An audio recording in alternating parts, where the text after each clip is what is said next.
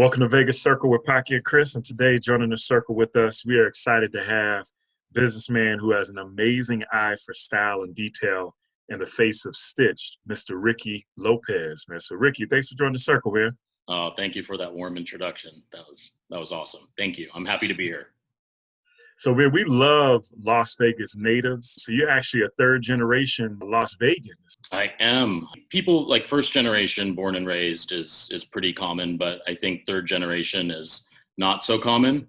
Yeah, my family's been here since 1929, believe it or not. Wow. How was that experience? Do you feel like it's different growing up here with people coming in and from out of town and going to school here and always having an influx of new people coming around? I grew up with a very close, knit circle of friends. I went to private Catholic school my whole life. So my friends have been my friends since I was like 5 years old.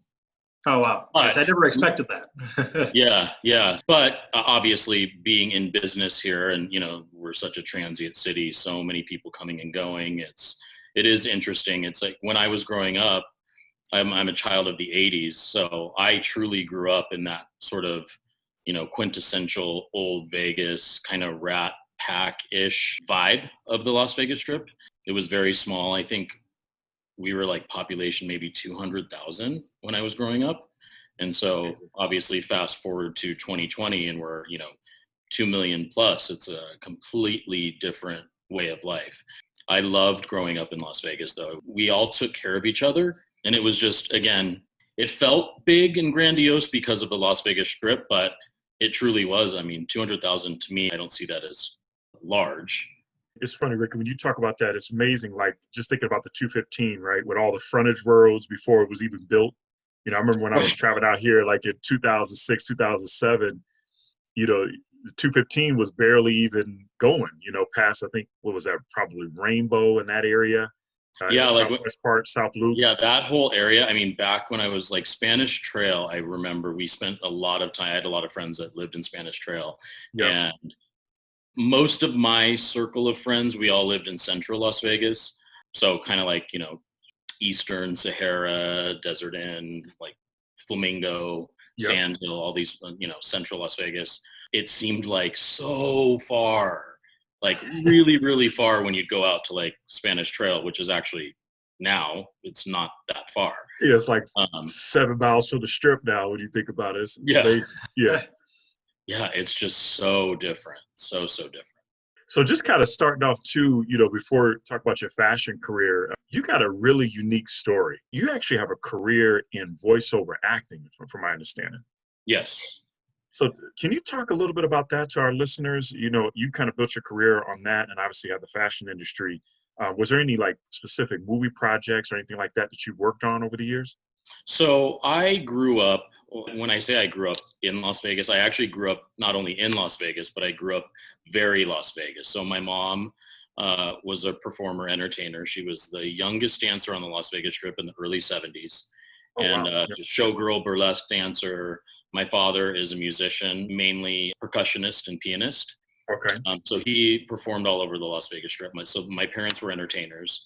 So I think it was only, I guess, perhaps genetic or natural that I would grow up wanting to be on stage. I actually spent my entire youth acting and singing. So I started singing at a very, very young age. At the age of 12, I had an agent.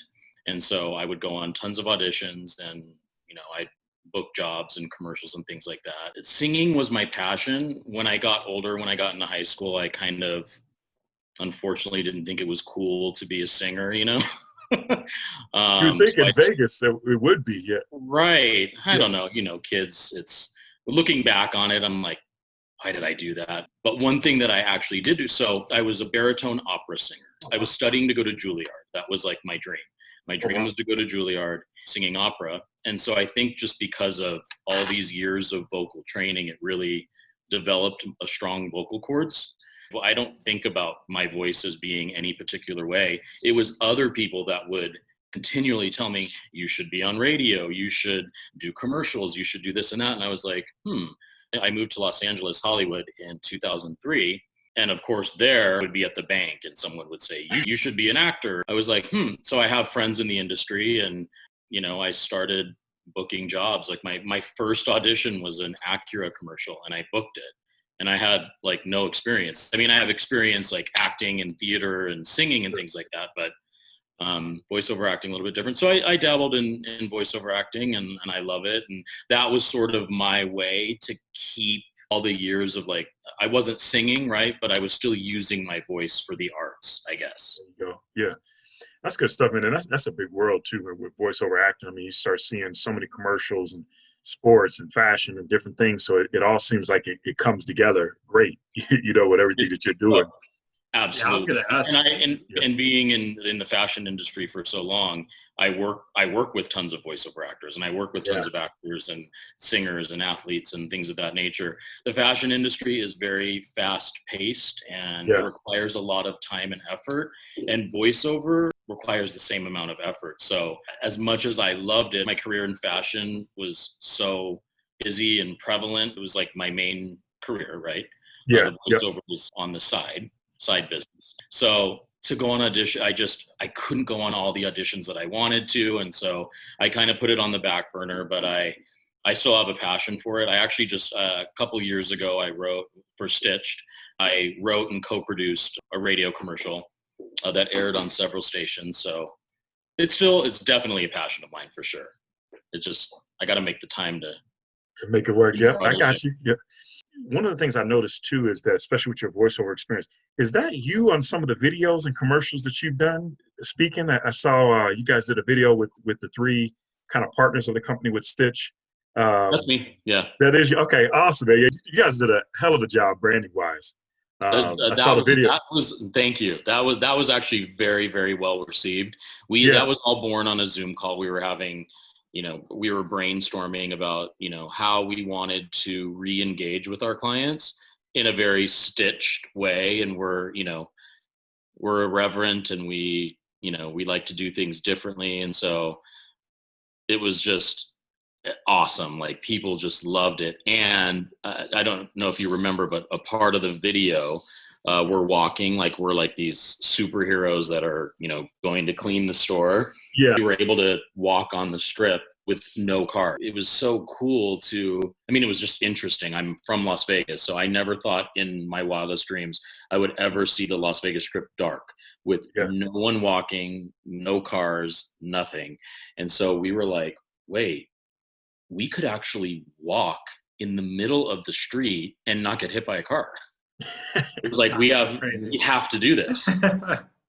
So that production value alone is worth it, because to do that for a movie costs you can't do that right now. a ton of money. Yeah. It was really, really cool. Great timing. Who kind of motivated you and influenced you kind of growing up? My grandfather was very influential in my life, but I will definitely say my vocal coaches. Their names were Tony and Jeannie Costa, and they really believed in me. They accepted me as a gay man. Challenging growing up, and perhaps they saw something in me that I didn't, and they were very accepting, and I just felt very comfortable being who I was, singing, because behind the scenes, I truly was doing a lot of things like, as a performer, you have to be well-rounded. So I sang all different types of music. I sang in several different languages.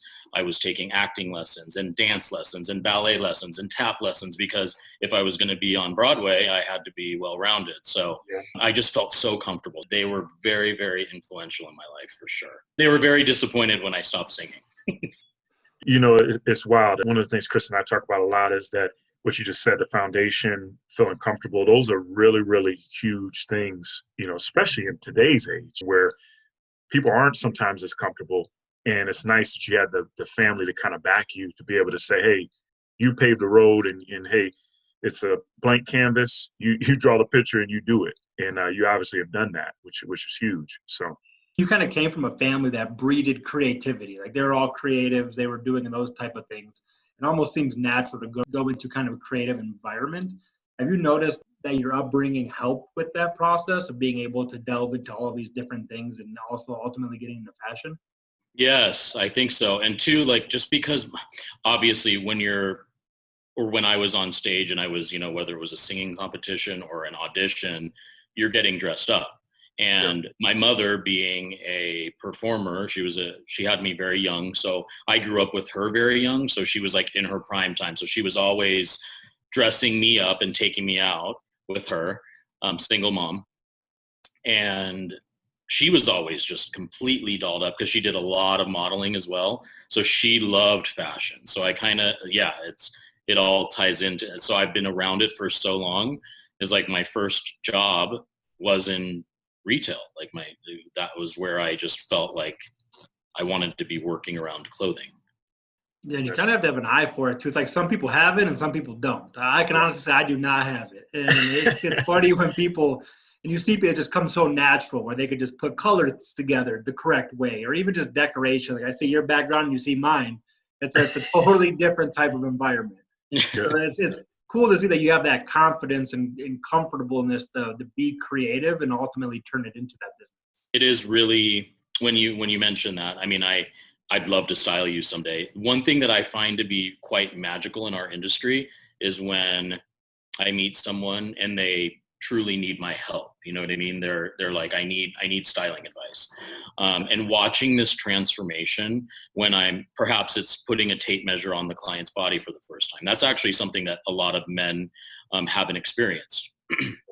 And we do a lot of custom clothing at Stitch. So putting the tape measure on the body, educating on textiles, and then, styling and putting the client in clothing that fits correctly.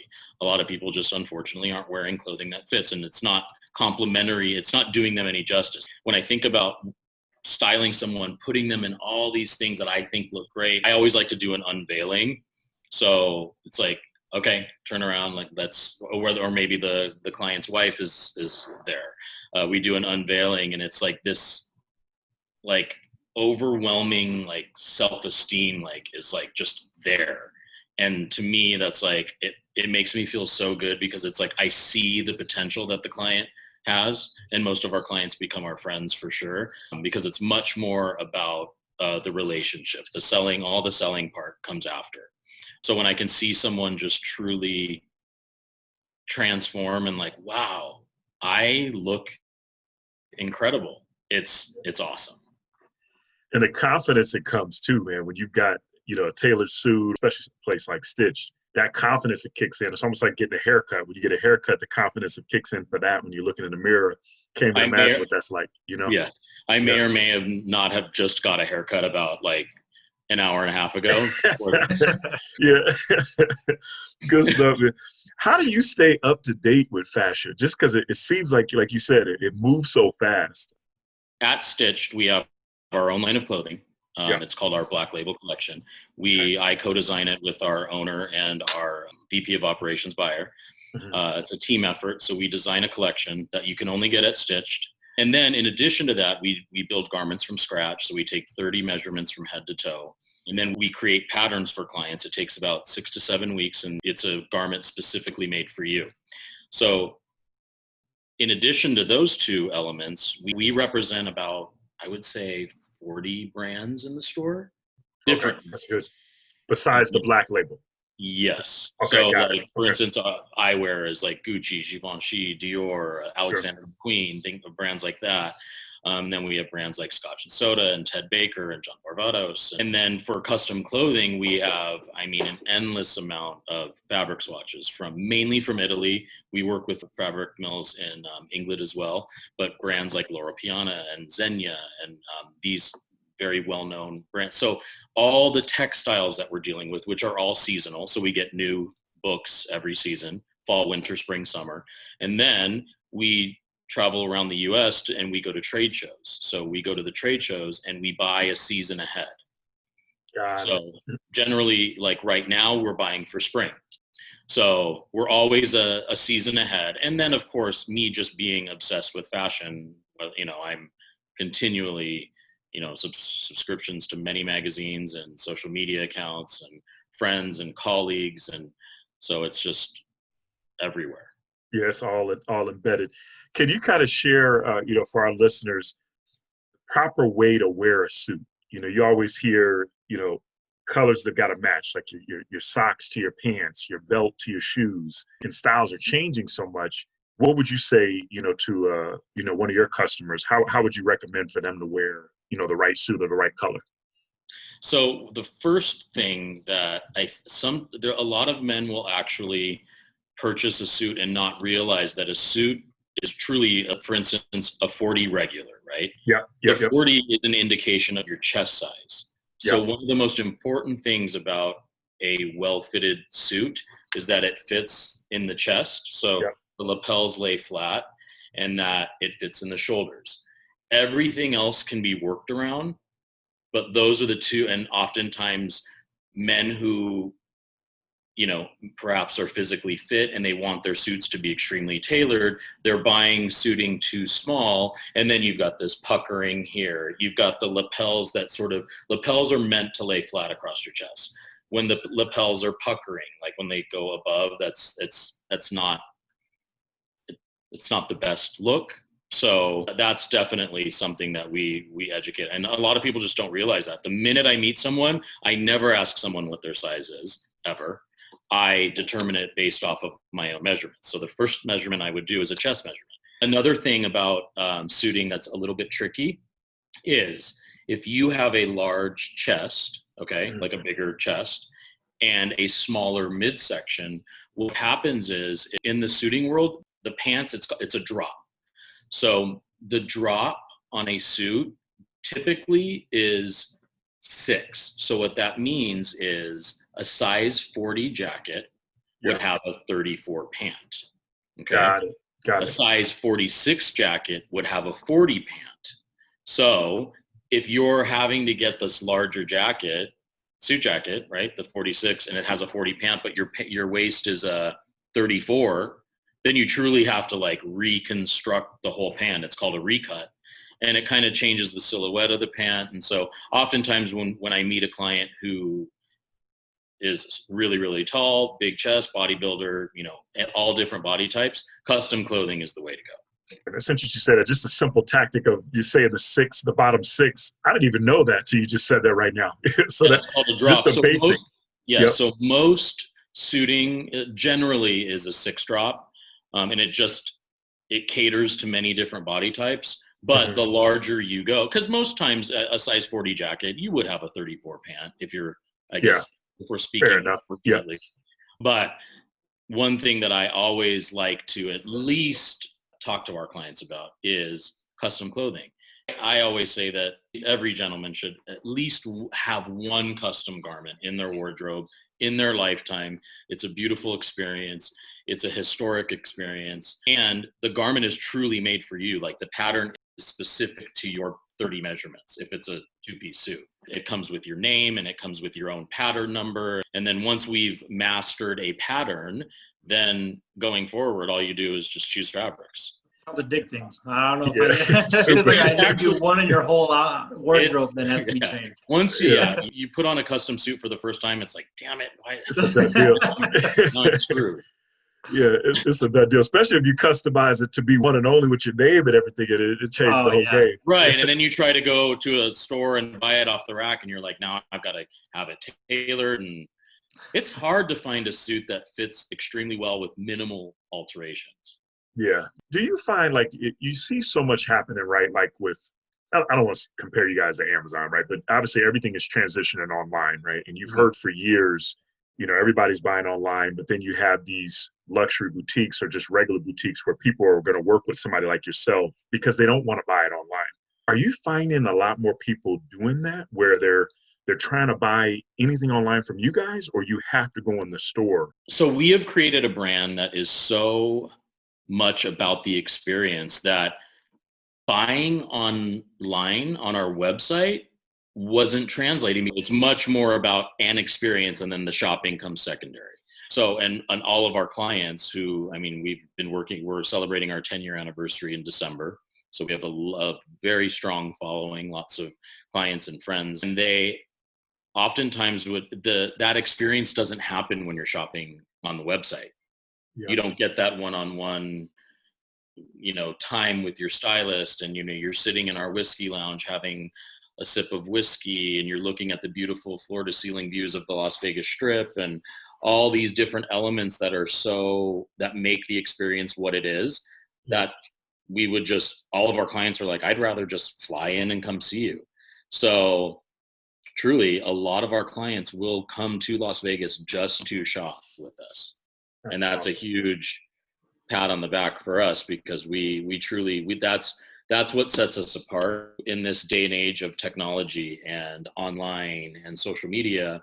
We have brought it back to the way it was, back in the day, where you would go to your haberdasher on Savile Row and you're, getting the tape measure put to your body. And those are the things that create the lifetime client. You always hear that. I mean, people have talked about high tech, high touch, for years, and you guys have definitely got the high touch down and customer service down. And then for all of our listeners that don't know, Stitch is inside the Cosmopolitan Hotel. So Stitch is yes, we opened with the Cosmopolitan. So the Cosmopolitan opened December 15th of 2010, and we opened our doors the same night. How did you connect with Iman, the owner of Stitch? How did you connect with him? Eamon is born and raised in Las Vegas too, so awesome. Another strong connection that him and I have.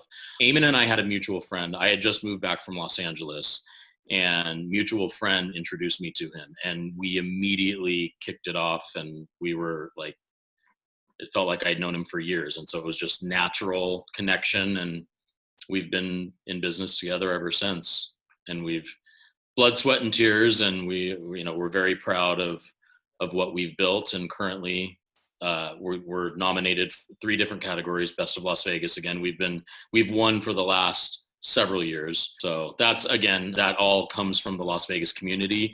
That is truly we're so grateful to, have such a loyal following that truly believes in what we're doing, and we get to be Best of Las Vegas, and it's an honor. Yeah, it must give you a great sense of like validation almost, that you've been, working your whole life up to this point, and then what you decide your passion project is what's bringing you all the success that you wanted. And that must be a huge chip on the shoulder. Yeah, it really is. And it's nice because, again, when doing business on the Las Vegas Strip is so because 80% of our business truly is tourist. So I would say, we probably have 20% local, and that's pretty big, being that we are in a hotel that isn't, it's not a shopping mall. It's not the Forum Shops. It's not the Grand Mall, the Venetian. Yeah. It's the shopping at the Cosmopolitan is not big. I mean, there's only a few stores. And so the fact that our clients will come, local clients will drive to the Strip, they'll park underground parking, they'll walk up, they'll, go through all the chaos just to come see us is really awesome. We just recently, beginning of August, we opened up a pop-up shop at Tivoli Village. Oh, I saw that. Yeah, I did saw that. You guys just recently did that. I just went past there just recently. Yeah. Oh, good. CJ Watson, a friend of mine, was doing an event there. Nice. One of the art studios there. So okay. I actually passed by your. Was it the art studio next to Leon Cafe?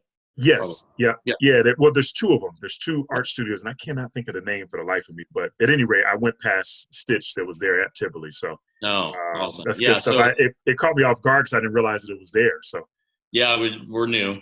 We're new that we're proud to be there, and it's a way that we can really service our client who doesn't maybe want to go to the Las Vegas Strip, and there's so many of our clients live in the Summerlin area, so it was a nice transition to get in that area. Yeah, it's a win-win. Who have you actually had a chance to style as far as famous people that came to the Strip? Who have you actually had a chance to work with? Oh my God, we've worked with a lot. I mean, Bryce Harper is a good friend now. We've worked with him a lot for the sports enthusiasts, baseball fans. We've worked with Ludacris, and we've had Beyonce and Jennifer Lopez in the store, and Dave Grohl, and lots of athletes. And we've worked with a lot. I mean, a lot of celebrities stay at the Cosmopolitan as well. Countless. Yeah. And I saw Bryce was doing some modeling for you guys too, it seems like, huh? Was he doing some marketing for you guys? Yeah. He's in a lot of our campaigns. He's become a very good friend of Stitched. Good. That's good stuff. Yeah. What would a customer, so let's say that they're coming in to meet you guys, price point, because of course everybody wants to know price point. if they were to come in, I know you're customizing it, what would be like a starting price they should expect before walking in the doors? For custom or ready to wear? Let's say both. So we have like our sport coats ready to wear start at about $4.95, and then they go up depending on the brand Sure. and the fabric. And I would say they probably peak at our highest end sport coat, like $15.95. Suits start at $8.95 and go up to, maybe $24.95. That would be probably like something like a 3-piece suit. Okay. 2-piece suit, $9.95, $8.95, $18.95.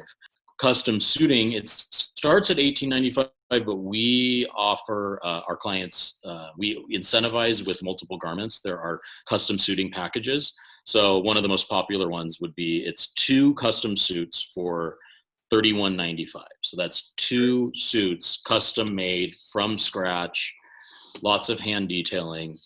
There's significant value there. Are you the one customizing? Do you know how to put everything together, cut, do the whole 9? Or you guys, obviously, So I do everything except make the garment. Our factory does, and we have 3 master tailors in-house. So we have a tailor shop in the store that's actually visible to our clients. And not only do they do our work, they work with a lot of the shops at Crystals, all the biggest names, Tom Ford, Gucci, Prada, everyone comes to stitch. And then clients can actually, like you guys, if you have things that need to be tailored, bring them in. They don't have to be stitched. Awesome. Oh, that's good So stuff. Okay, our tailors work on everything. That's great. Yeah, that's great to know. And so you've got also Future coming up, working on a fragrance right now.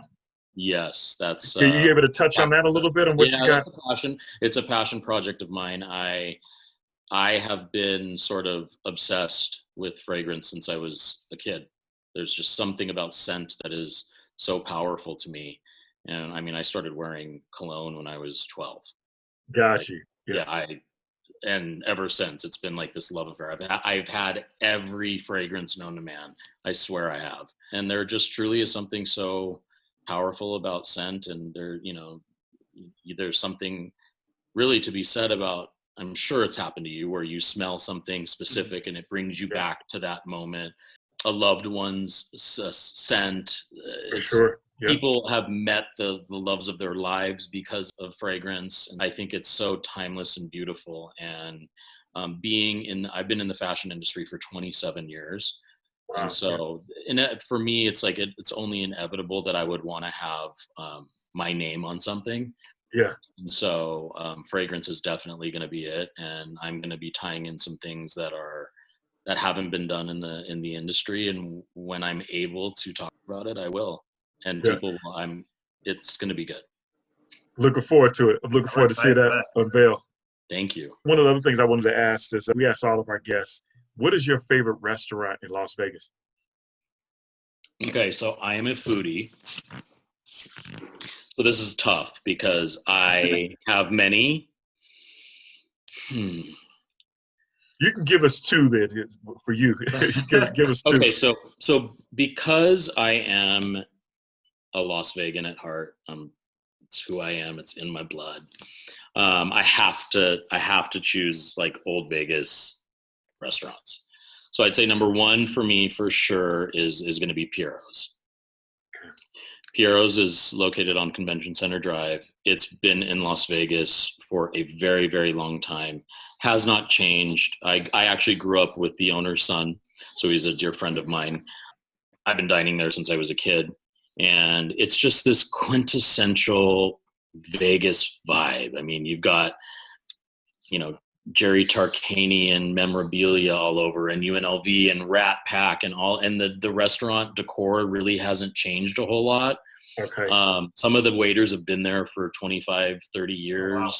It's just one of those special restaurants where, kind of like Cheers, like they know your name, they know what you like. The booths have local Las Vegans names behind them. Where, there we go. Okay. The regulars will sit in their booth, and it's just a special experience. And then, of course, on top of it, the cuisine is incredidible. Good stuff. Unbelievable. Italian. And then my second restaurant is Pamplemousse. So it's a French restaurant. I haven't heard that one yet. Yeah. So it has Is been that one off of Sahara? in Las Vegas. Yes. Yeah, I think So, I've seen that one. I wanted to try that. That okay, sounds like you good have stuff. to please try it. It's it's a home that was transformed into a restaurant. Been in town since the 70s. George LaForge is the one that created it. And it has not changed. Again, the waiters have been there for decades.